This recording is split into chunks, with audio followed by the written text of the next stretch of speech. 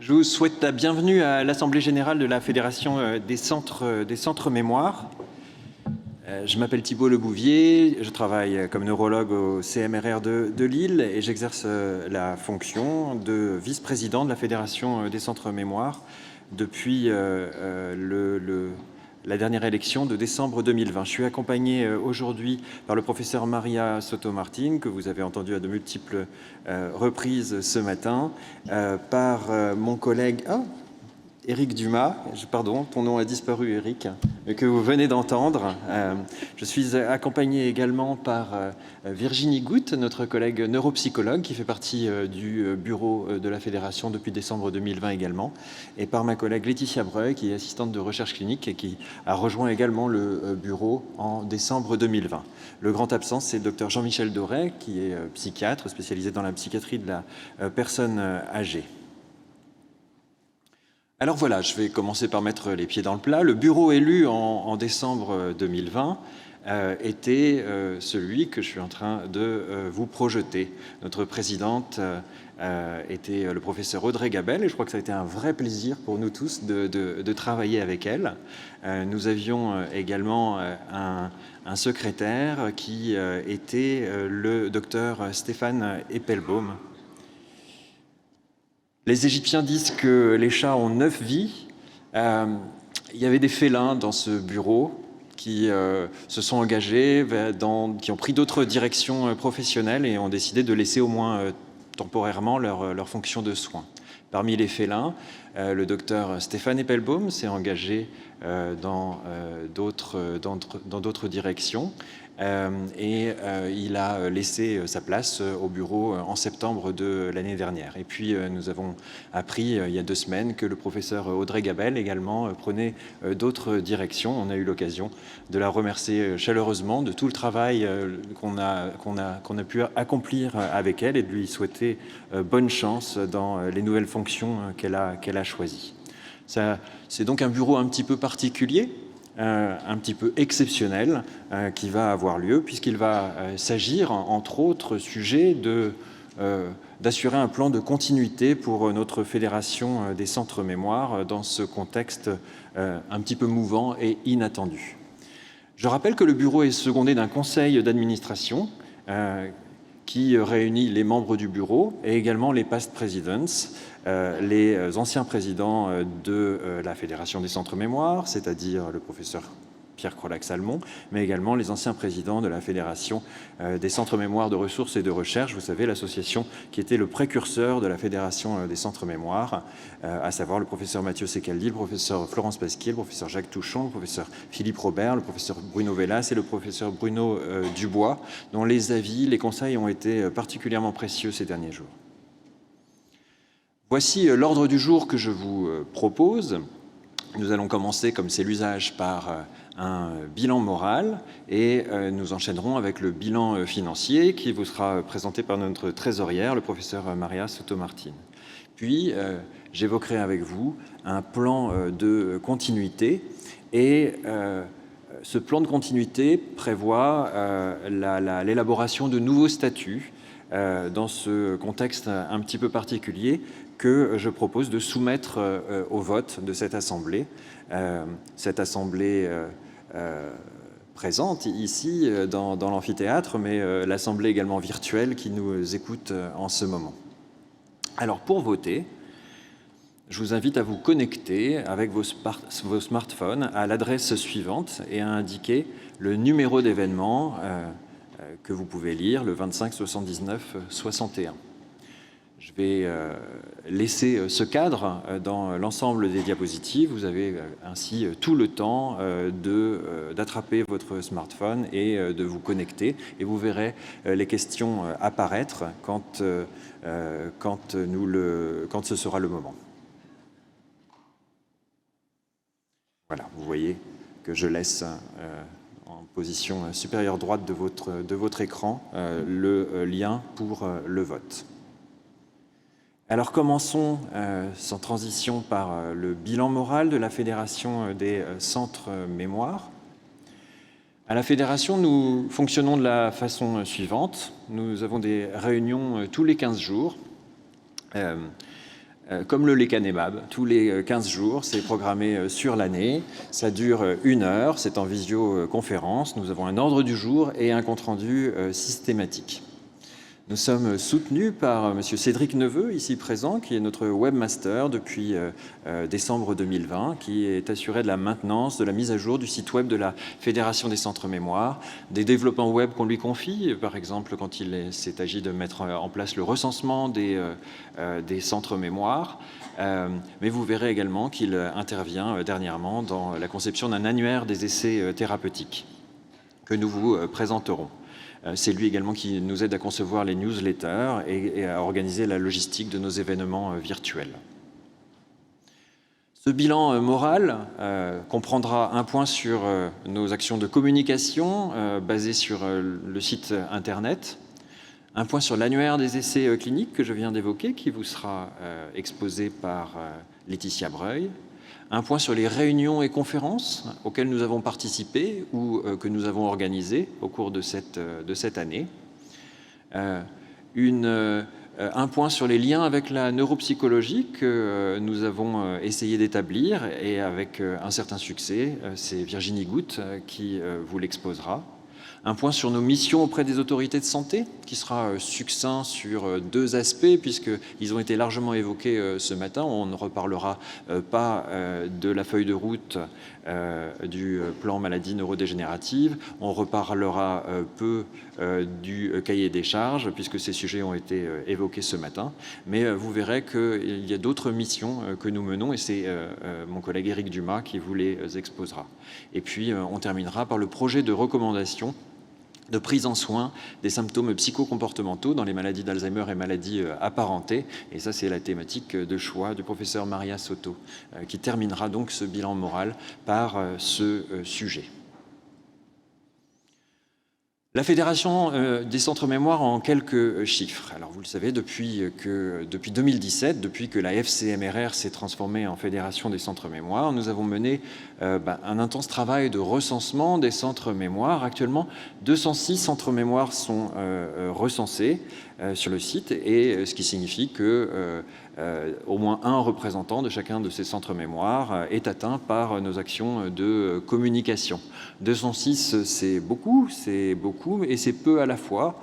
On estime qu'il existe près de 450 points de diagnostic, donc on arrive à la moitié du recensement, et il serait bon que ce recensement se poursuive pour atteindre une presque exhaustivité au cours des prochaines semaines, notamment à la lueur des élections que nous allons organiser. Le nombre des professionnels recensés est atteint le millier, et les abonnés à notre newsletter sont près de 2000. Et nous avons envoyé 23 newsletters en 2021. Notre site web est de plus en plus fréquenté. Je vous invite, si vous ne l'avez jamais fait, à lui rendre visite. Nous avons eu un nombre considérable de visiteurs au cours des derniers mois. Nous avons publié un certain nombre d'articles, 41 en tout. Et la page la plus consultée est notre cartographie des centres mémoire. L'article le plus consulté était un article sur l'aducanumab. Nous avons feuilletonné sur le site internet la saga de l'aducanumab. Et je vous invite à lire des articles parfois remarquables écrits par certains de nos collègues. Tous les articles, bien sûr, ne sont pas rédigés par les membres du bureau, et je vous invite chaleureusement à nous soumettre des communications sur les sujets qui vous semblent importants pour notre communauté. L'événement le plus consulté, ça fera plaisir au professeur Vélas, c'était l'annonce du congrès USPALS 2021. Et voilà pour ces statistiques relatives à notre site internet. Notre développement web se poursuit, et notamment nous avons un projet qui arrive à son terme, le projet d'élaborer un annuaire des essais thérapeutiques. Et Laetitia Breuil est l'une des chevilles ouvrières de ce projet. Je dois dire, avant de lui laisser la parole, que ce projet est activement soutenu par la Fondation Vaincre Alzheimer, qui est également l'un de nos mécènes et qui soutient le développement de notre site web. Laetitia. Merci Thibault, bonjour à tous. Vous m'entendez bien? Donc, je vais vous présenter très rapidement cet annuaire des essais cliniques. Donc, ce projet, comme vient de le dire Thibault, est à l'initiative et de la Fondation Vaincre Alzheimer et de la Fédération des centres mémoire, puisqu'on souhaitait mettre à disposition un outil pour le grand public, les professionnels, pour trouver aisément un essai clinique à proximité éventuellement de chez soi et même sur des pathologies plutôt rares. Donc l'idée, c'est de répertorier tous ces essais cliniques, qu'ils soient thérapeutiques ou non, sur la maladie d'Alzheimer, mais pas seulement, aussi toutes les autres maladies neurocognitives, en France et en dom-tom. Et pour information, on cherche aussi des patients, même pas des patients, des personnes apparentées et potentiellement à risque pour les études qui pourraient arriver prochainement. L'idée, c'est de permettre à tous ces visiteurs, qu'ils soient aidants, patients, professionnels de santé, de trouver un ou plusieurs essais cliniques selon des critères définis, le lieu, le type de pathologie, la durée de l'étude, etc. La mise en ligne est prévue en janvier 2022 et il sera nécessaire pour le compléter qu'avant tout, les promoteurs, tous les coordonnateurs d'essais cliniques inscrivent leurs essais sur cette base qui ensuite sera mise à disposition du grand public. Donc l'annuaire est pour le moment en version bêta, on essaie de peaufiner un petit peu les choses, mais effectivement, si vous voulez y référencer vos essais, n'hésitez pas à nous contacter et puis on va faire tout ça ensemble. Je vous remercie. Merci Laetitia. Autre point de notre bilan moral, les réunions et les conférences auxquelles nous avons participé ou que nous avons organisées. Et finalement, enfin, je ne vais pas... Et finalement, oui, ce nombre est assez considérable. La Fédération des centres mémoire a été présente en de nombreuses occasions.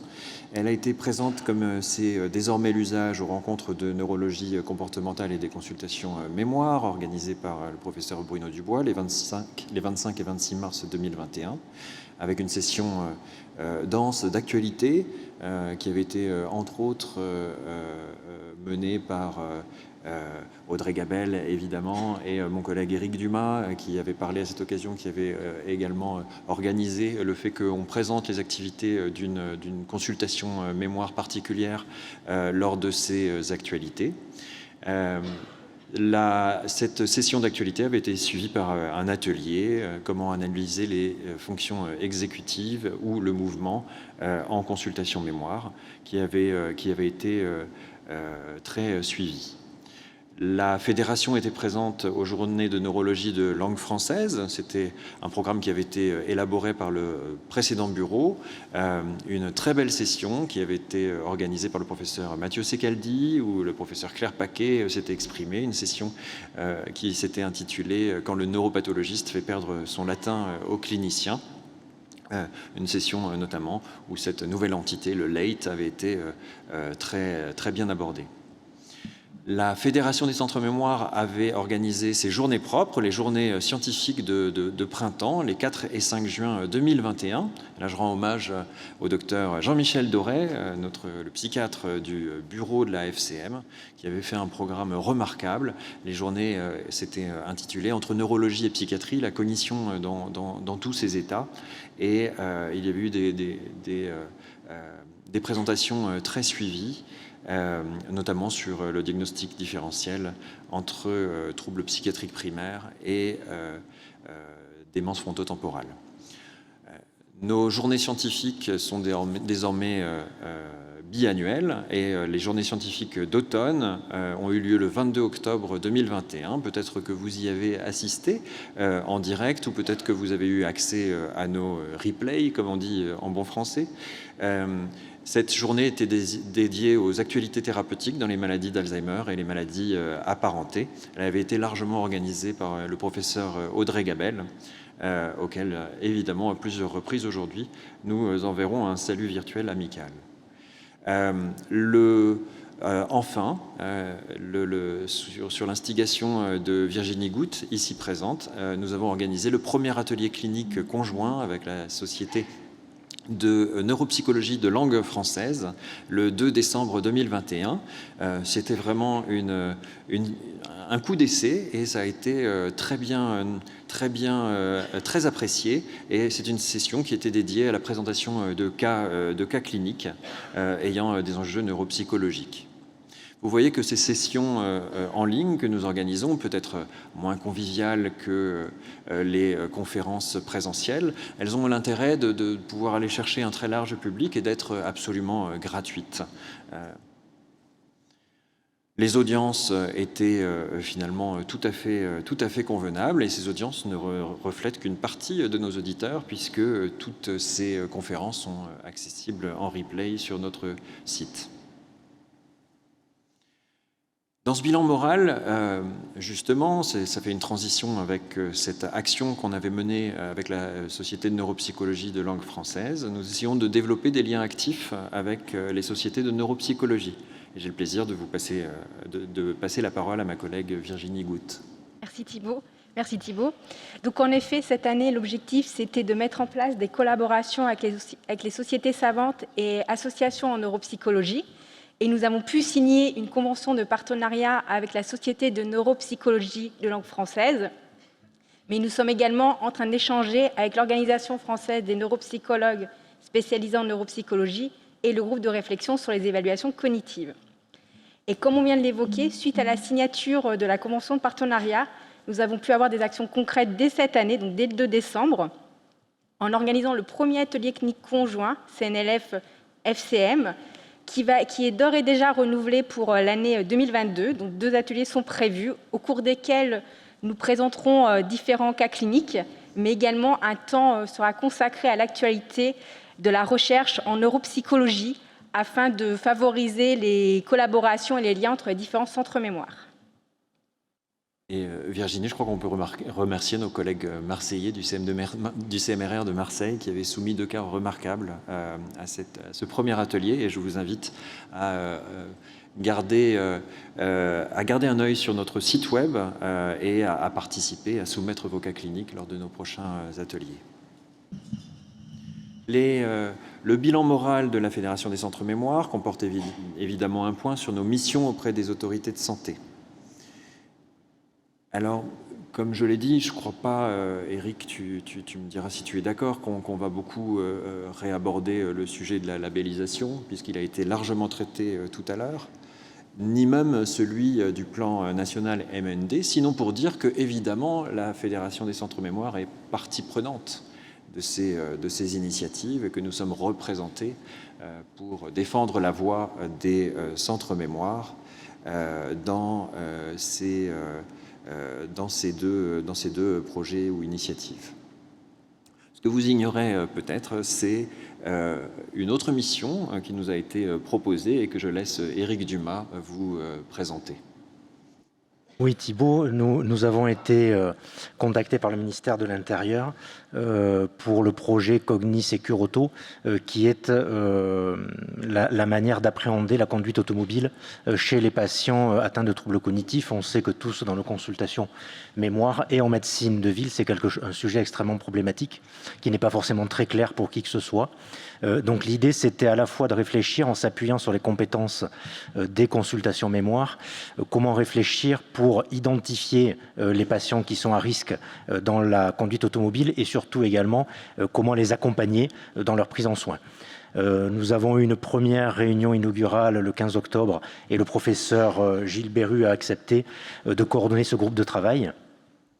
Donc, au niveau des plans d'action, le comité de pilotage est mis. Nous allons maintenant nous étendre à d'autres compétences, des ergothérapeutes, d'autres médecins de rééducation, des neurologues, pour réfléchir sur le sujet. L'idée étant in fine de mettre de manière très pratique des fiches destinées pour les centres de mémoire, destinées aux médecins généralistes et destinées aussi aux médecins agréés, parce que Dieu sait que parfois ils n'ont pas du tout cette formation des troubles cognitifs et ils peuvent être en difficulté pour savoir si quelqu'un peut continuer à conduire.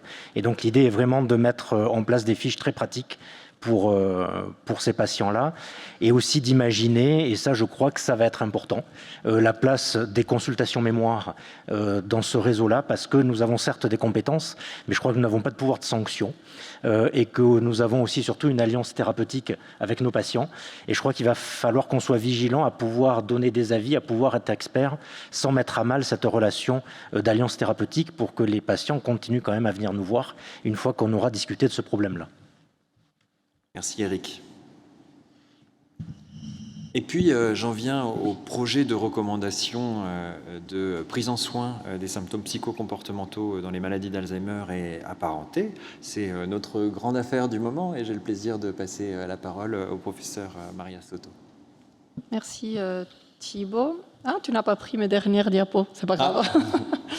Donc voilà, donc c'est un projet à l'initiative de la fédération et qu'après on a associé l'SFGG, le groupe UCC, avec Jean Grosch et ensuite l'association française de la psychiatrie de la personne âgée avec Pierre Vandel.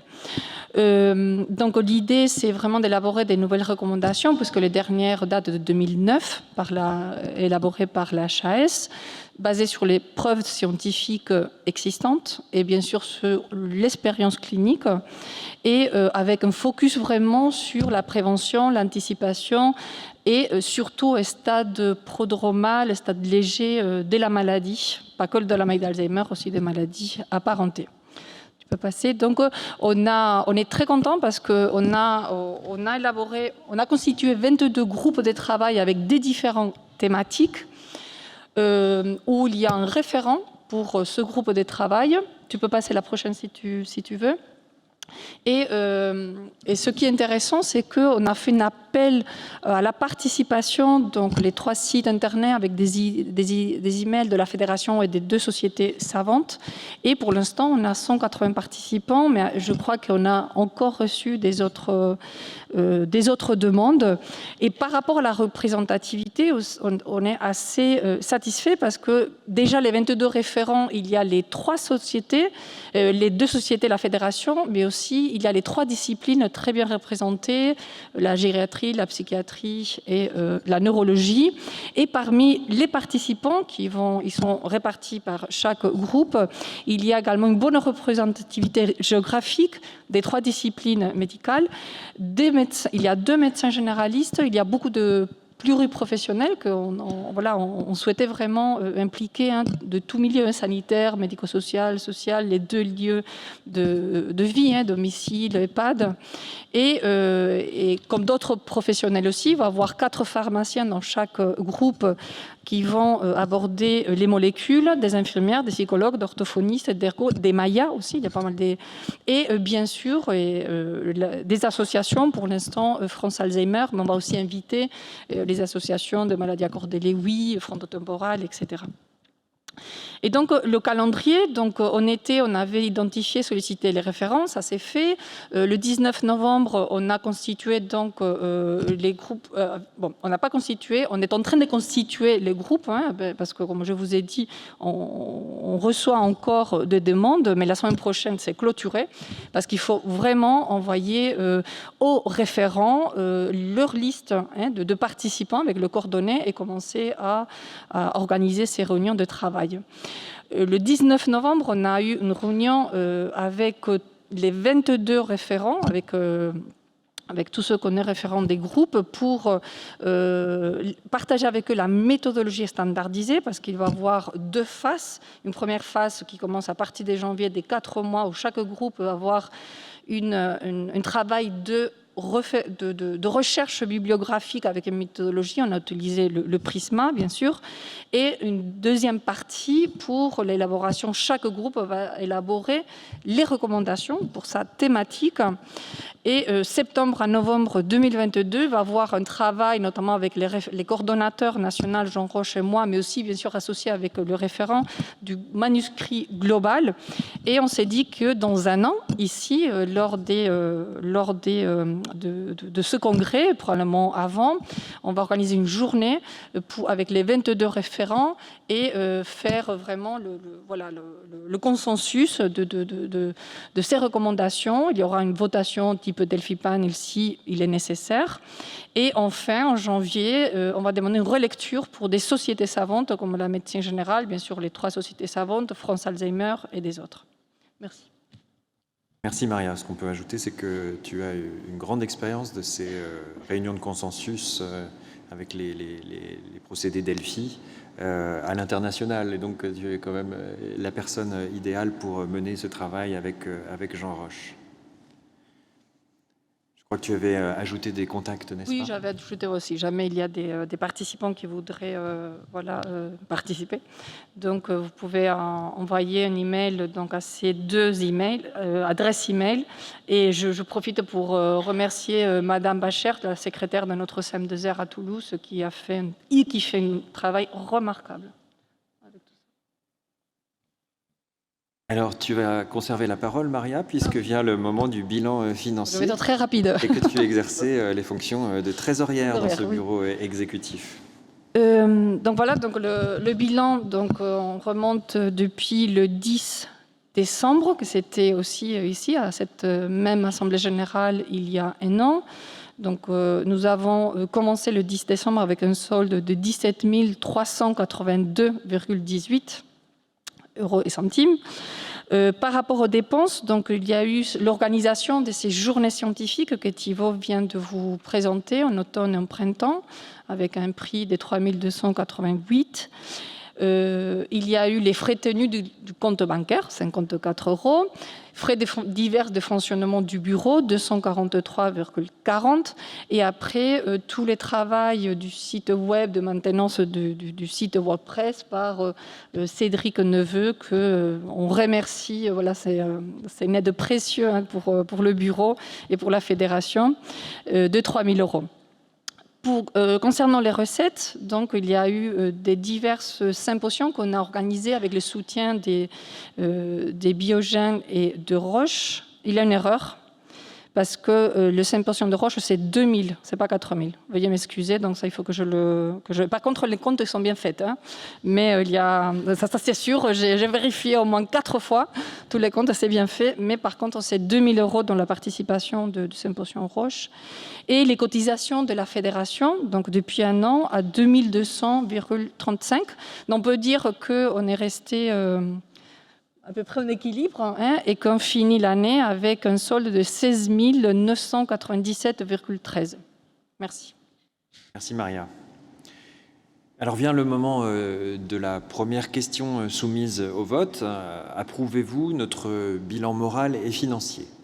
Si vous souhaitez voter, vous qui nous suivez en ligne ou vous qui êtes présent dans l'amphithéâtre, je vous invite à vous connecter à l'adresse web suivante, à indiquer le numéro de l'événement 25 79 61 et normalement la question devrait apparaître. Il est possible que vous deviez rafraîchir la page en appuyant sur le bouton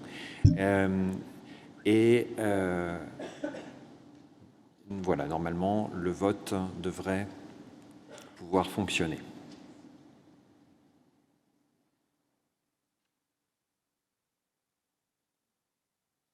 Les résultats des votes vous seront donnés à la fin de cette assemblée générale. Voilà, j'en viens maintenant à la question suivante. Vous pouvez continuer à voter dans l'intervalle. La question suivante, c'est celle du plan de continuité. Qu'est-ce que nous avons prévu à la lueur de l'événement inattendu de la démission de notre présidente Audrey Gabel? Alors, parmi les actions que nous proposons aujourd'hui, la première, évidemment, est de nommer un ou une nouvelle présidente. Il est important que la Fédération des centres mémoire regarde une représentativité, que quelqu'un puisse continuer à parler en notre nom. Il nous est apparu, à nous, le bureau, et à nous, le conseil d'administration, c'est-à-dire le bureau élargi des anciens présidents, que nous n'avions pas suffisamment de temps pour organiser une réelle élection aujourd'hui, puisque nous venons d'apprendre que notre présidente quittait ses fonctions. Du coup, on n'a pas pu anticiper une nouvelle élection. Et nous, en accord à l'unanimité avec les membres du bureau et du conseil d'administration, nous proposons aujourd'hui de nommer, et donc de ne pas élire, une nouvelle présidente. Il nous a tous collectivement paru que le professeur Maria Soto était la mieux placée au sein du bureau pour assurer cette fonction de façon provisoire, le temps d'organiser de nouvelles élections. Et voilà, donc nous proposons aujourd'hui que le professeur Maria Soto devienne la présidente de la Fédération des Centres Mémoire et porte notre voix jusqu'à l'organisation d'une nouvelle élection. La deuxième action que nous proposons est d'élaborer de nouveaux statuts à soumettre au vote de cette Assemblée générale. C'est le deuxième vote sur lequel vous pourrez vous prononcer aujourd'hui. La démission de notre présidente a mis en lueur une certaine faiblesse de nos statuts, une faiblesse dont on était conscient, mais on pensait qu'on avait encore un petit peu de temps pour réélaborer des statuts. Et il a fallu, finalement, on travaille de façon active avec le conseil d'administration pour élaborer de nouveaux statuts qui prévoient la nature de notre processus électoral, qui prévoient également la composition du bureau, qui prévoient des plans de contingence en cas de démission de l'un des membres. Et ce sont ces nouveaux statuts que je vais vous décrire et sur lesquels vous pourrez vous prononcer. Et puis la troisième action, je l'ai dit en préambule, c'est d'organiser des élections anticipées selon les nouveaux statuts que nous voterons aujourd'hui au cours de l'Assemblée générale extraordinaire qui aura lieu lors des rencontres de neurologie comportementale et des centres mémoire les 17 et 18 mars 2022. Vous êtes pris? Ne paniquez pas, l'accès sera accessible à distance, juste pour l'Assemblée générale, et le vote s'effectuera en ligne. Alors voici les nouveaux statuts que nous vous proposons. La composition de l'association est la suivante. Notre association, à partir de dorénavant, si les statuts sont votés, sera composé essentiellement de membres actifs. Quelles sont les caractéristiques des membres actifs? Il s'agit de professionnels des centres mémoire qui se sont recensés sur notre site internet. La démarche d'adhésion et de renouvellement doit être une démarche active. Il faudra que les professionnels s'inscrivent sur le site, mais nous rendons les adhésions totalement gratuites à partir de, dans quelques jours, le temps de refaçonner notre site internet. Pourquoi cette gratuité? Eh bien parce que la cotisation des centres mémoire était souvent un frein à l'adhésion, parce qu'il fallait négocier avec son hôpital, que c'était très long, que c'était très coûteux en temps. Et on estime qu'on doit pouvoir fonctionner, au moins pour les mois à venir, sans cotisation, de façon à rassembler un large nombre d'adhérents, le plus large nombre possible. Voilà pour les membres actifs. Si vous ne travaillez pas dans une consultation mémoire, mais que vous êtes très investi dans le diagnostic et la prise en soin des maladies d'Alzheimer et des maladies apparentées, vous pouvez tout de même adhérer en tant que membre associé. Les membres d'honneur de droit seront les anciens présidents et vice-présidents de notre association. Et puis on a prévu également un statut de membre retraité pour ceux qui ne souhaitent pas quitter la famille malgré la fin de leur exercice.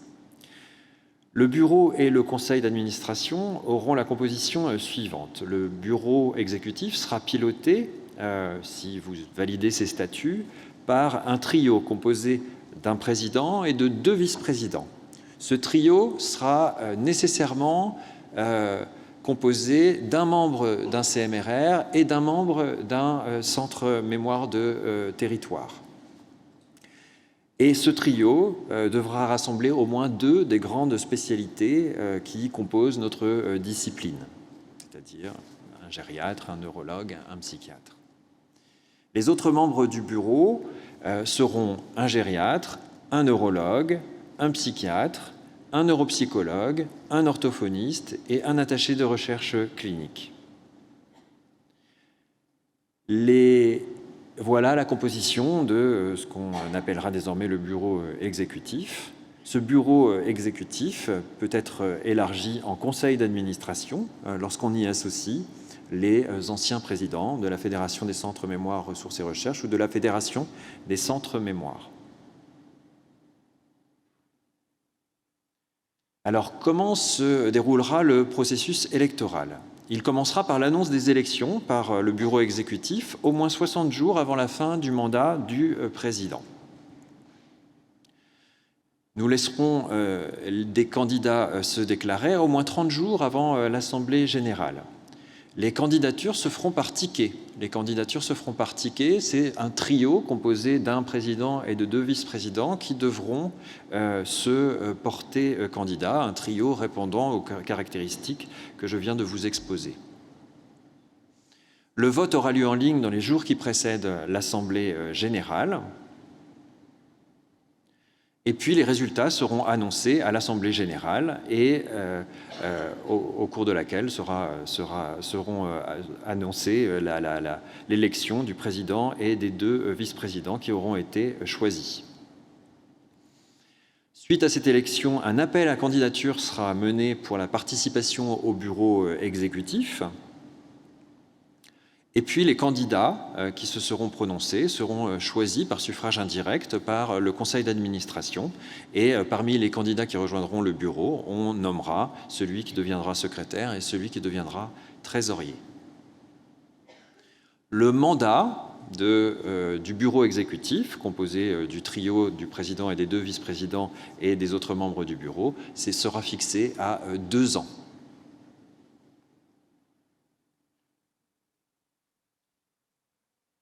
Voilà les nouveaux statuts que nous vous proposons et donc la prochaine élection, selon ces nouveaux statuts, pourra avoir lieu quelques jours avant les rencontres de neurologie comportementale. Est-ce que vous voulez préciser quelque chose ? Oui, bien sûr, je vous en prie. Attends que... C'est le docteur Pierre-Jean Housset qui a levé la main, je crois.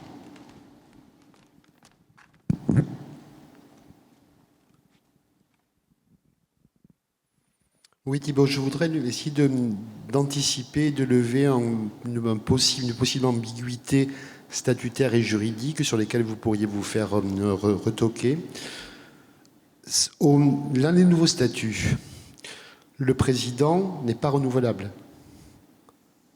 Nous avons prévu qu'il était possible de se représenter une fois. Ah d'accord, alors ok. Alors ma question est nulle et non avenue. J'avais très peur que... Excusez-moi, j'ai oublié de le mentionner. Voilà. Oublié de le mentionner, c'est okay. un point important. Oui, parce qu'il me semble que sur les anciens statuts, il ne pouvait pas se représenter. En effet.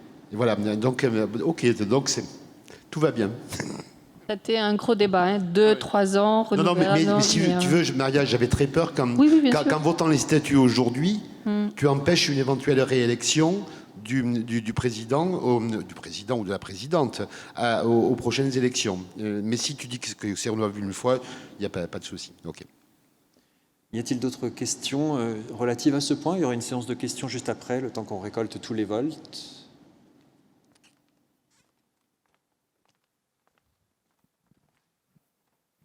Je laisse consulter la tablette. Bien, je propose qu'on procède au vote. Vous avez encore quelques minutes. Puisque nous allons vous présenter ce que nous pensons être les missions du bureau intérimaire, c'est-à-dire ce bureau qui va poursuivre notre activité jusqu'au mois de mars. Mais au préalable, j'aimerais inviter notre nouvelle présidente, le professeur Maria Soto, à vous dire quelques mots. Peut-être au pupitre, si tu le souhaites, Maria.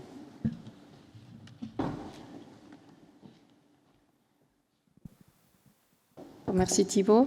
Bon, tout d'abord, j'aimerais remercier le bureau actuel et le conseil d'administration de la confiance qu'ils m'ont accordée pour prendre cette mission, ce rôle de présidente de la Fédération Centre Mémoire. Mais à la fois aussi, voilà, je veux vous dire que je suis consciente de cette responsabilité qui est énorme de représenter tous ces CEM2R 28, en espérant 400 recensés bientôt des consultations mémoire dans notre territoire national. Je vais être très bref. Moi, ce que je peux vous dire, que je vais m'engager, et j'espère être à l'auteur, pour faire, voilà, pour maintenir cette continuité dans nos missions auprès de tous ces projets qu'on vient de vous présenter, de présenter, voilà, de représenter l'intérêt de ces centres mémoire auprès de la DGES, avec le cahier des charges, avec là aussi intervenir et participer dans la feuille de route de nouveaux plans.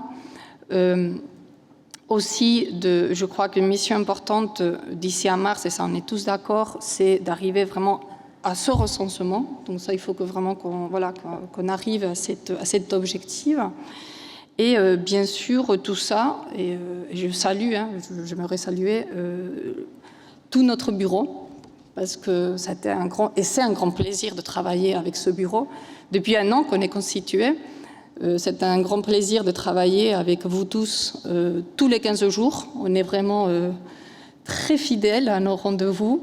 C'est un bureau, je peux vous dire, très dynamique et qu'on est très, très complémentaires et avec beaucoup envie de continuer à faire tous ces projets. Donc, bien évidemment, je crois que je parle pour nous tous de cet engagement, de ce plan de continuité et de continuer à faire ce qu'on a fait jusqu'à présent depuis 1 an. Merci beaucoup.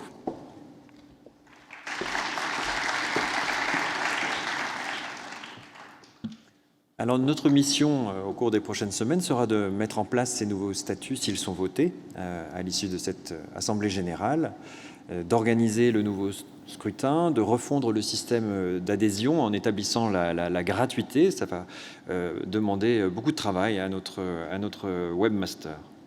Et puis, nous allons, comme vient de le dire Maria, réactiver le recensement pour élargir notre base électorale.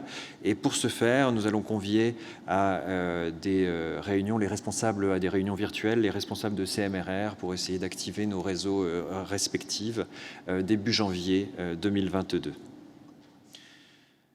J'ai quelques minutes pendant que vous êtes en train de voter pour vous rappeler l'existence de notre site internet au sein duquel vous pourrez voir l'état de notre recensement. C'est considérable.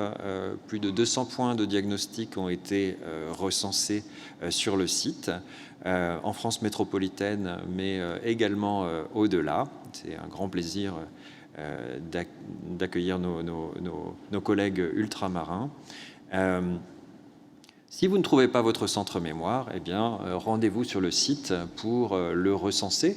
Ça va devenir indispensable. Désormais, recensement équivaut à adhésion si les professionnels de votre centre le souhaitent et font la démarche active de se déclarer adhérents sur notre site. C'est un système qui va être mis en place dans les prochains jours. Ça leur donnera l'opportunité de voter aux prochaines élections.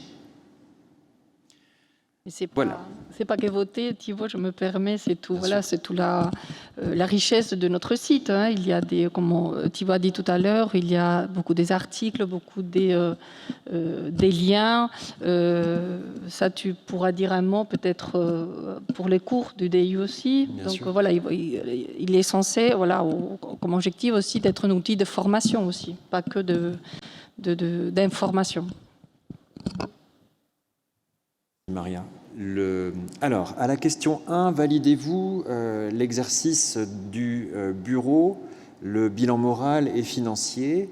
Une centaine de personnes se sont prononcées avec une réponse oui à 88,9% et 11,1% d'entre vous ne se prononçaient pas.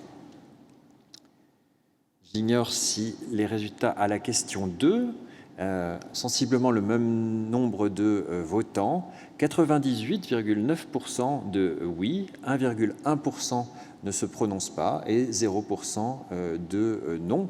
Donc je crois qu'on peut considérer que ces nouveaux statuts que nous vous avons proposés sont validés et qu'on va pouvoir donc opérer ces changements au cours des prochaines semaines pour proposer une nouvelle élection au mois de mars à l'occasion des rencontres de neurologie comportementale.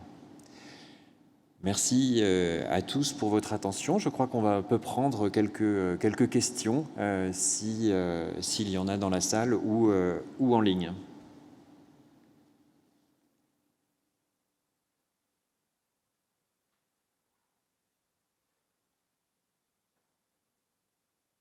Je crois qu'on a été clair.